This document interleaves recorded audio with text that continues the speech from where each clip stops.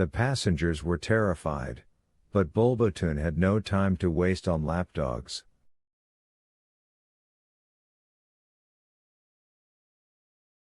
The frightened crews of some empty freight trains were switched from the freight depot onto the passenger station, with much hooting of switching engines, while Bulbotun brought down an unexpected hail of bullets on the roofs of the houses in Sviatotroitskaya Street.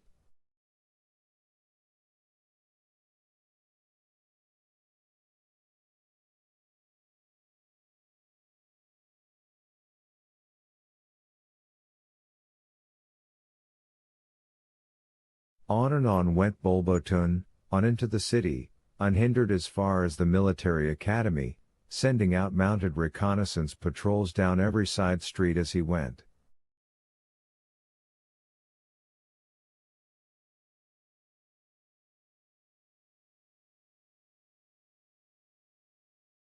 He was only checked at the colonnaded building of the Nicholas I Military Academy, where he was met by a machine gun and a ragged burst of rifle fire from a handful of troops.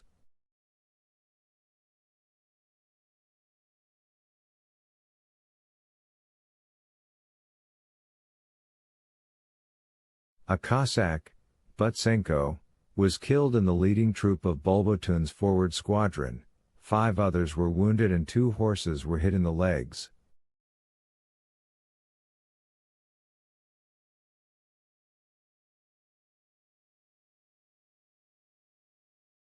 Bulbotun's progress was checked.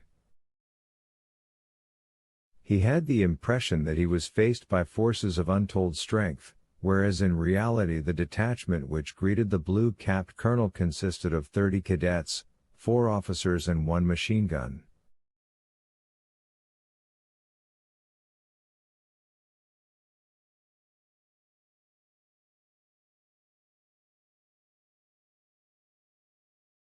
The order was given and Bulbotun's troopers deployed at the gallop, dismounted, took cover and began an exchange of shots with the cadets.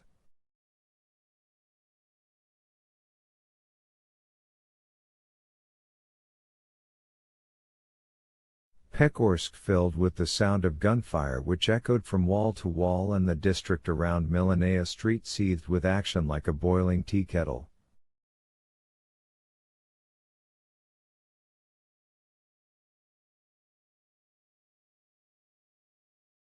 Bulbotun's advance produced an immediate reaction in the center of the city, as steel shutters came crashing down on Elisavitenskaya, Vinogradnaya and Levashovskaya streets, and all the gay shopfronts turned sightless and blank.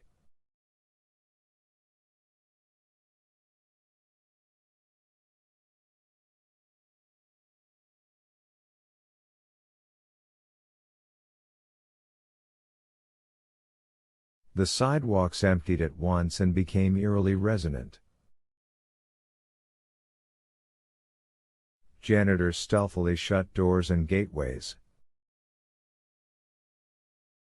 The advance was also reflected in another way. The field telephones in the defense headquarters fell silent one by one.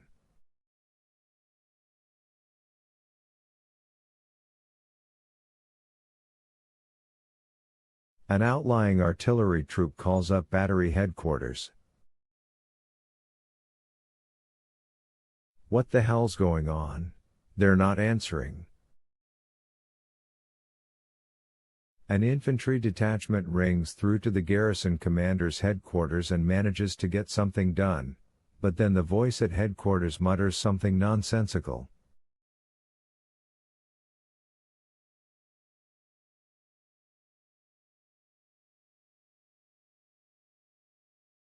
Are your officers wearing badges of rank? Well, so what? Ing. Send a detachment to Pekhorsk immediately. What's happening? And the sound of one name crept all over town. Bulbotun, Bulbotun, Bulbotun.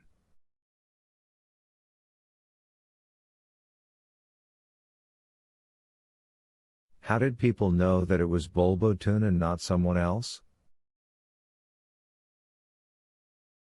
It was a mystery, but they knew. Perhaps they knew because from noon onward a number of men in overcoats with lambskin collars began mingling with the passers-by and the usual riffraff of city idlers, and as they strolled about these men eavesdropped and watched.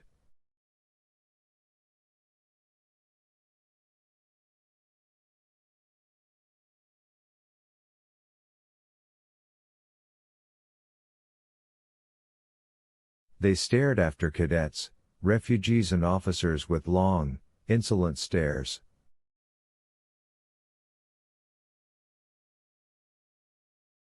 And they whispered, "Bulbotun's coming." And they whispered it without the least regret. On the contrary, their eyes showed that they were delighted, and the stuttering rattle of machine gun fire round the hills of Pekhorsk echoed their news.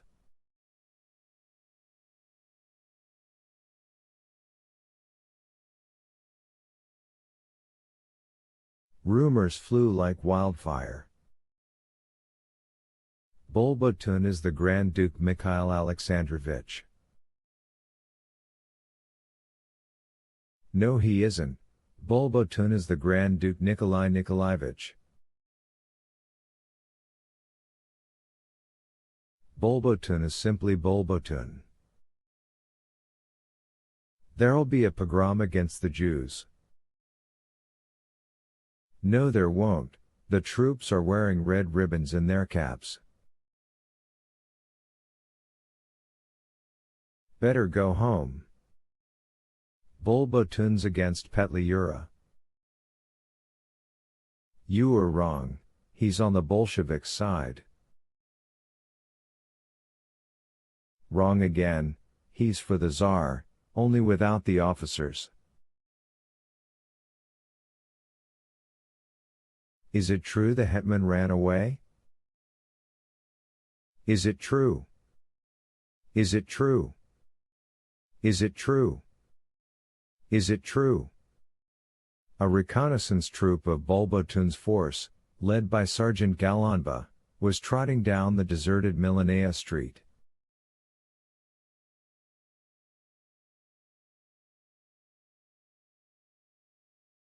Then, if you can believe it, a front door opened and out of it, straight towards the troop of 5 lancers, ran none other than Yakov Grigorievich Feldman, the well-known army contractor.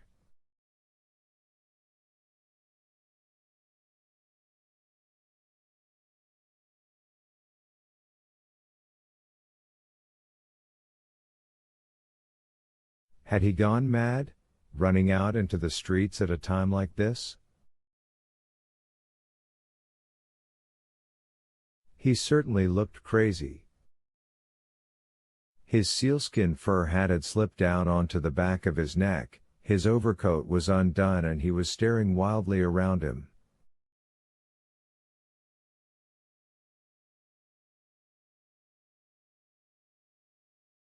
Yakov Grigorievich Feldman had reason to look crazy.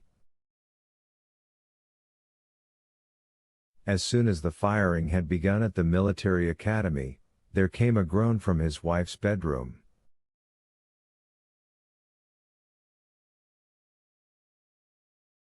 Another groan, and then silence. "Oi, way," said Yakov Grigorievich as he heard the groan.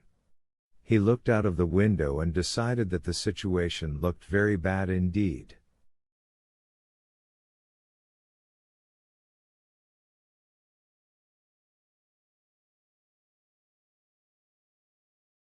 Nothing but empty streets and gunfire. There came another groan, louder this time, which cut Yakov Grigorievich to the heart.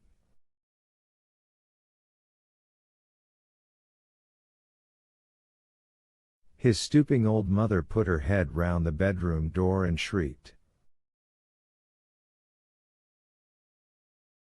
"Yasha! Do you hear?" She started,